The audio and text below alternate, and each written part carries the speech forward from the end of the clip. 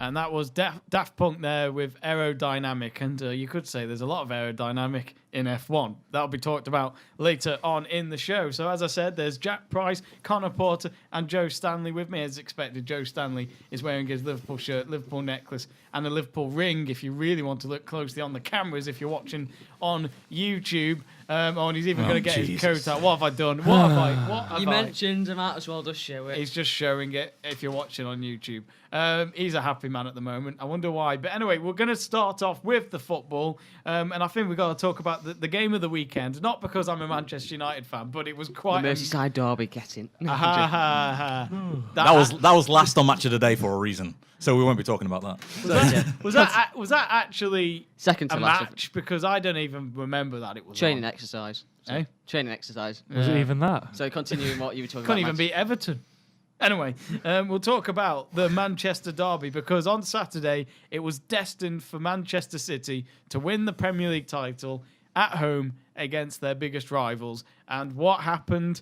They bottled it up, didn't they? They were 2-0 up at half-time. I thought it was over. I honestly, because I was reading it on the phone, I was sadly on a train not being able to watch the game, but obviously the comments coming in, people even saying Pogba was playing poor, Mourinho needs to go. And in all fairness, it looked like United were going to have the worst game of the season. And then what happened? Paul Pogba comes out of nowhere a few minutes into the second half, scores twice in 2 minutes, and then Smalling with the tap-in to win Manchester United the game at a stage in which Manchester City can't even concede one goal there normally, and they concede 3 goals just like they did against Liverpool a few days earlier. And okay, City are going to win the title, we know that, but even City fans were crying at the end of the game. I couldn't believe it. They really wanted to win this. It really was about pride on Saturday for Man United, and in all fairness to the team in that second half, they took that word and they did the game of their life, the season,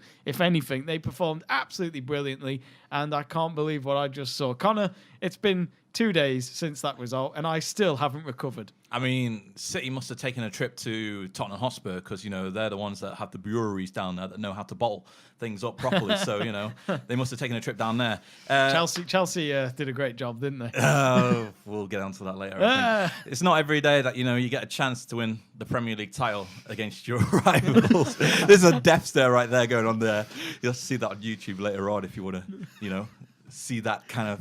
Find out who fighting tension that was. It didn't last too long. Yeah, it didn't last too long. But anyway, City, you don't get the opportunity that often to win the title against your rivals. So, although Guardiola and Mourinho downplayed the whole, incident of City perhaps winning the Premier League in that game, everyone was thinking about it. And when City went 2-0 up inside, the first half an hour, 40 minutes of the game, everyone thought this is going to be City's day, and this could potentially end in an absolutely thrashing for United, six or 4 goals or whatnot. But in the second half, United stepped up their game, especially Pogba, after the criticism that he's received from Mourinho and the media over the past 6 months or so, not really living up to the expectation this season. He really stepped up to his game, and 2 important goals to get United back into the game.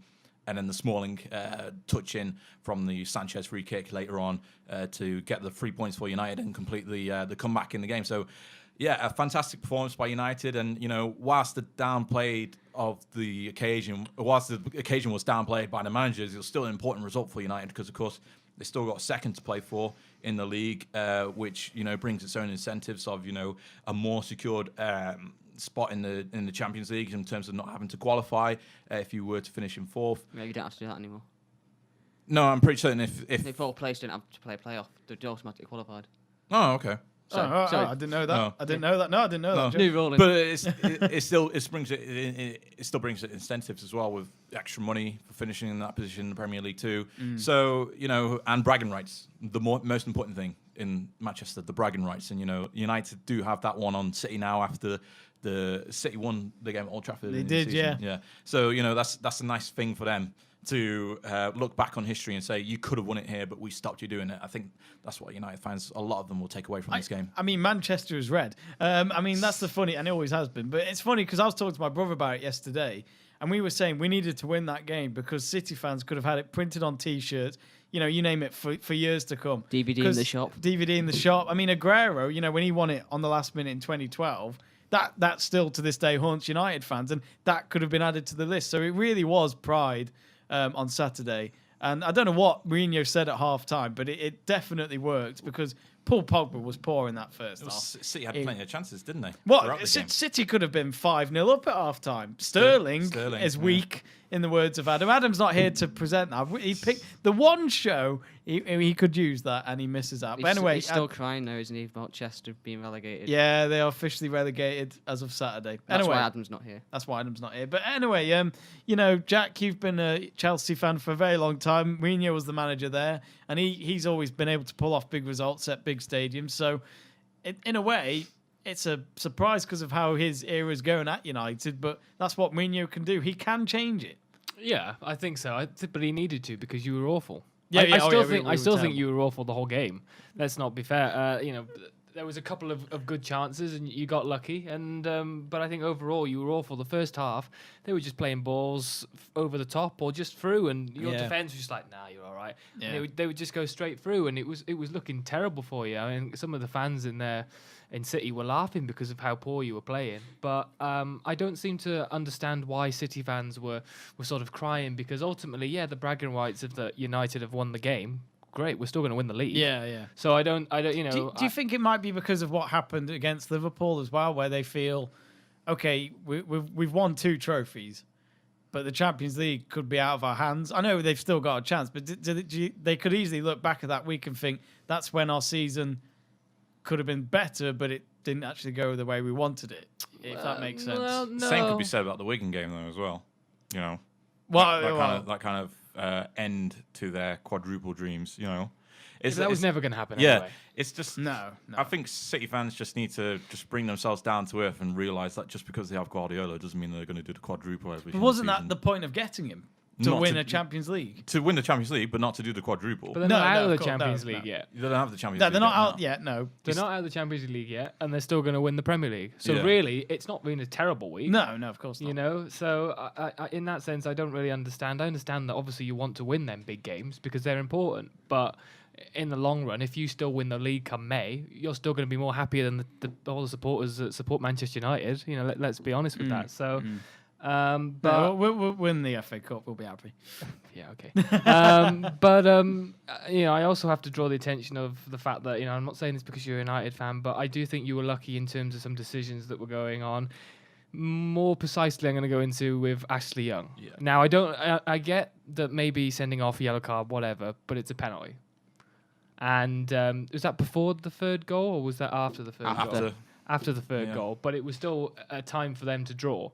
For Man City to get a point out of it and maybe stop the sort of bragging rights that were going on. But for me, clearly it was a penalty, and I'm not sure how Martin Atkinson didn't see it, and how his assistant, if he did see it, why they didn't discuss it, because Martin Atkinson literally went straight away, this isn't a penalty. There's a reason why these referees are not going to the World Cup. It's probably because there's some referees where it is, my decision, fine. When I was involved in refereeing, I had some referees that say, I'll come and talk to you. If you've got a decision, make it. And then I'd go to a game another week with another official, and he'd say, it's down to me. So don't flag or whatever. If I don't give it, I'm not giving it. So don't. But he lost the game as well. Yeah. He lost his head, didn't he? Even the referee, he just lost everything. Was it 9 yellow cards in the game? Was it 9 yellow cards? The last 10 minutes, he didn't know what he was doing. I'll say this now about Atkinson. I saw him at a match a few weeks ago. Sorry, just before you go on. Plus, that tackle from Young could have broken Aguero's leg and ended his career. Yeah, that would have been a very... Yeah, no, So, I agree. Would it have been a case of if Aguero had stayed down for longer and played out the situation... And, especially with like VAR coming in next season, do you think that decision gets overturned and it's awarded a penalty?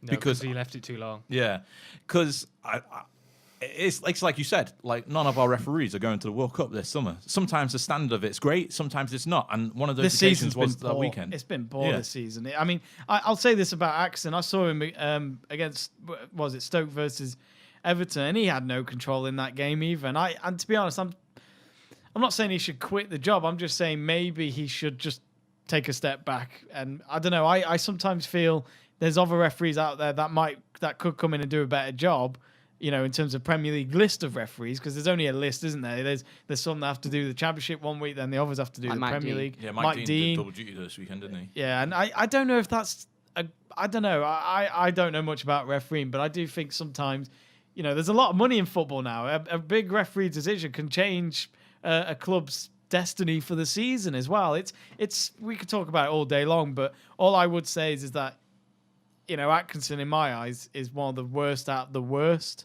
group. Yeah. Probably Madley up there as well. Yeah.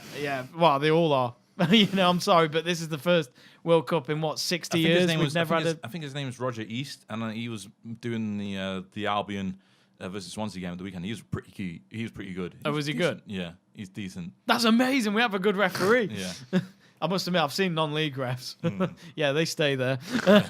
Anyway, we'll talk more about some other football matches because, of course, we've got to preview quickly tomorrow's game because this is a big one. Liverpool going to the Etihad. I nearly said Etihad then. Well, I could use that. No. Etihad.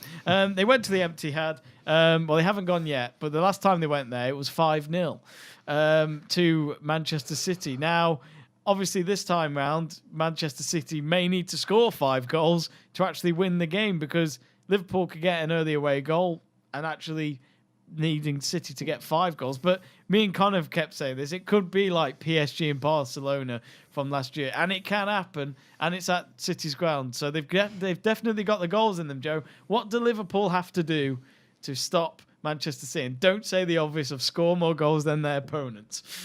Keep 11 men on the field, obviously. Yeah, that's like I said before, talking to Conor before in the preview video, which will be out later. Preview coming up later this week. Make sure you check around for that. Yeah, it'll be out today, actually. Ooh, I was exclusive. saying that Liverpool were controlling the game in the league early on in the season, and then Sadio Mane went, and obviously the 11 men took over City against our 10. We just couldn't control the flow.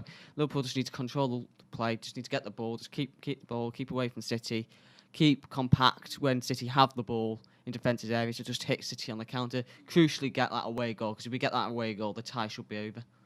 I mean, it's funny because on Wednesday night, when Liverpool beat Manchester City, you were there, so you know what the atmosphere was like. Electric. It was though, wasn't it? It was passion over money, in a way. Liverpool, in my eyes, City are a better team than Liverpool on the day, but Liverpool just threw everything at them early on, and it worked. It was the power of Anfield as well. Obviously, the atmosphere was crazy from outside the ground into the ground. Everyone was up for the game. The power of throwing bottles. Don't bring that up. Please don't bring that up. I don't want to talk about that. It puts me in a difficult position if I talk about that. Why? Talk about it. No, I can't talk about Yeah, it. but let's be honest. Can I just say, every other club would do that because we see it in Europe. We've seen it. Last year we had a Dortmund player getting shot or something like that. It got that bad. So Yeah. It's not Liverpool's fault. It's Merseyside Police fault because they publicised the bus route that City would be going on. Yeah, no, I agree because that's what I don't understand. Why let a bus go through a massive crowd of Liverpool fans? Because let's be honest, we have one or two bad fans out there. And then there was journalists saying, "Oh, I can't remember the last time there was such a bad incident like this." It's like this happened loads of times. it happened at West Ham when they had the last game against United at the bowling ground. They absolutely tortured that bus, and that game was delayed by like half an hour, 45 minutes, wasn't it? Yeah. It's not. That was probably worse, I reckon, than what happened. But to City. back onto the events of the pitch. But I'll please. just quickly let me just quickly point out though, it's a lot worse in European cities. Yeah. Turkey matches. Whenever United or anyone has gone to Galatasaray, they say it's like hell. Lisbon derby. That is ridiculous. There better not be one when I go next month anyway. I don't want to die. Well, Go on, Joe. Back onto the pitch. Obviously, the fans in this made an atmosphere, electric atmosphere at Anfield. It matches the Dortmund one from a couple of years ago. Absolutely crazy from first minute to last. So credit to all the Liverpool fans for singing their hearts out. It inspired the players. Obviously, Bobby Firmino said he wowed up before the game because he said he just couldn't believe how everyone was behind the team. He said he's never witnessed an atmosphere like that. Some of the City players even come out and said, this is just unbelievable. But yeah, obviously Liverpool had their game plan. They stuck to it, and City just couldn't cope. Obviously, we got that early goal through Salah, who does it again, and then Oxlade-Chamberlain with the wonder goal from 25 yards out. When he hit that, I'm telling you. And then It was a great goal. Well, I didn't know he had let's it in him. Everyone said we wasted £35 million on the Ox, but he's done nothing but been great at Liverpool. It's amazing. It shows what Klopp can do to a player that's surplus to requirements at one club and comes into the other. It's fantastic. And then obviously Sadio with the Look at what Mo Salah's done this season exactly. under Klopp. So. Another Quadrado, one of the journalists said at the start of the season. What's that? 38 goals this season. So 38, yeah, and I'm counting. counting. Still plenty of games to go. Anyway, we must have a music break, but before we do that, I would like to get everyone's scoreline predictions. Aggregate. Who's going to go through? Jack, we'll start with you. I think Man City are going to go through, but only just. Do you think would it be like 4-3 on aggregate then? Do you think they'll get all 4 goals and not concede? I think it might be like 4-1. 4-1, so that means they still go out. Would they? Yeah, the away goal. Oh, I don't know what's going on with the away goals, but I'm just going to say Man City to go through. Okie dokie. Conor Porter? Yeah, I said in my prediction video on the preview that I'm going to go with the 5-1 because, of course, City did score 5 goals against Liverpool earlier this season. And, a similar story to the PSG-Barcelona game last year. It's going to be an epic encounter. Joe Stanley. I'm going to go for a 2-2 draw. 2-2 so draw. Liverpool to go through 5-2 on aggregate. Okay, so it's 2 against 1, but what will be the scoreline? What about yourself? I'm not going to... Go on, Jay. Oh, go on then. I'll say this now. I'm not going to give a prediction, but if City score early on, I'd panic. That's all I'm saying. I'm not saying Liverpool will crack under pressure, but that will be the determination in my eyes. Because let's be honest, if City score early and Liverpool's defence crack up, I would not want to go against City at their stadium. Not because of anything can happen. After what happened last season between PSG and Barca, it can happen to any team. Anyway, we must have a music break, and then we'll be right back for more Let's Talk Sport.